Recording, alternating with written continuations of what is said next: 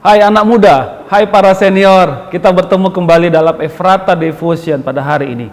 Coba dengar ayat ini ya, Kejadian 3 ayat 12 sampai 13. Maka manusia itu menjawab, perempuan yang kau tempatkan di sisiku, dialah yang memberi dari buah pohon itu kepadaku, maka ku makan. Kemudian berfirmanlah Tuhan Allah kepada perempuan itu, apakah yang telah kau perbuat ini?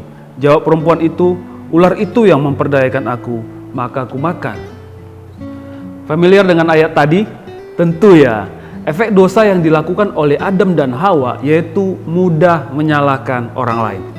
Sadar dan tidak sadar ini terbawa loh dalam kehidupan kita, sehingga kita dalam masalah dan pergumulan kita mudah menyalahkan keadaan dan tidak enaknya menyalahkan orang lain. Suatu ketika di meja makan, seorang anak menyenggol gelas hingga jatuh. Bapaknya marah, "Di mana matamu?" katanya.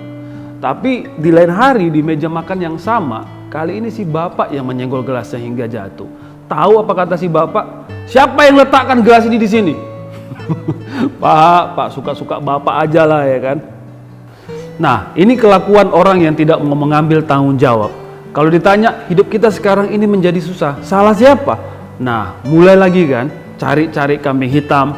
Biasanya orang yang tidak mau mengambil tanggung jawab pasti menyalahkan orang lain, paling tidak menyalahkan keadaan. Hati-hati loh, efek dari dosa ini. Saat kita menyalahkan orang lain, kita memperluas perbedaan antara kita dan orang lain. Kita meracuni hubungan-hubungan kita. Saat kita menyalahkan diri kita sendiri bahkan, kita menggandakan rasa bersalah kita. Saat kita menyalahkan Tuhan, kita memutuskan sumber kuasa kita satu-satunya loh. Coba pertimbangkan statement-statement ini. Menyalahkan orang lain tidak pernah memberi penegasan, tetapi menyerang kita sendiri. Menyalahkan orang lain tidak memulihkan, tetapi bisa melukai kita sendiri. Menyalahkan orang lain tidak pernah menyelesaikan, tetapi memperumit masalah kita. Menyalahkan orang lain tidak pernah mempersatukan, tetapi memisahkan kita. Menyalahkan orang lain itu tidak pernah membuat tersenyum. Tindakan itu mengerutkan dahi kita gitu. Menyalahkan orang lain tidak pernah mengampuni, tetapi menolak diri kita sendiri. Menyalahkan orang lain tidak pernah membangun, tetapi menghancurkan diri kita sendiri. Amsal 28 ayat 13 berkata, siapa menyembunyikan pelanggarannya tidak akan beruntung, tetapi siapa mengakuinya dan meninggalkannya akan disayangi. Dengar baik, orang yang mengakui kesalahannya akan beruntung. Orang yang bertanggung jawab dengan kesalahannya akan disayangi. Orang yang bertanggung jawab dengan hidupnya akan mengubah hidupnya. Orang yang berani bertanggung jawab dalam setiap masalah-masalahnya akan disayangi. Kalau sulit tanggung jawab itu pun, paling tidak jangan menyalahkan orang lain.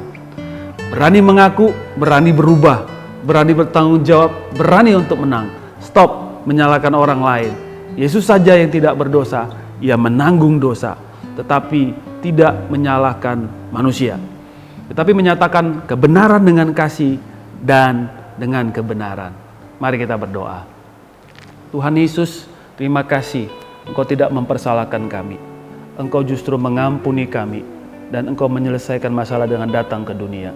Tuhan, kami rindu Bapa memiliki sifat yang sama dengan Engkau Yesus, supaya kami berani bertanggung jawab dengan kesalahan kami mengakui kesalahan kami, dan kami tidak mudah menyalahkan orang lain. Tuhan, tolong kami menjadi anak-anak Tuhan yang bisa mengasihi. Di dalam nama Yesus kami telah berdoa. Amin. Shalom, Tuhan Yesus memberkati kita semua.